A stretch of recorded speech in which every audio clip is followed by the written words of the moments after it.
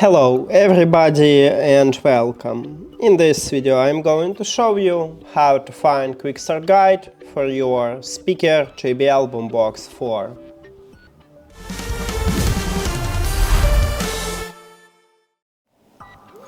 You have to start by open JBL Portable app, and your speaker should be turned on and connected with the application. Then the application open for you speaker menu, but if you're in the main menu, just tap at your speaker at the device list.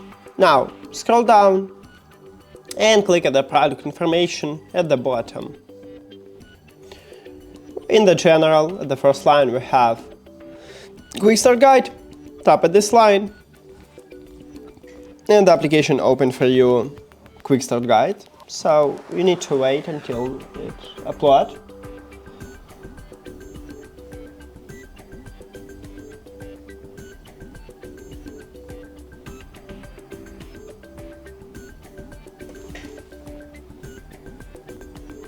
So the iPhone application has problems to display in this guide. I don't know why.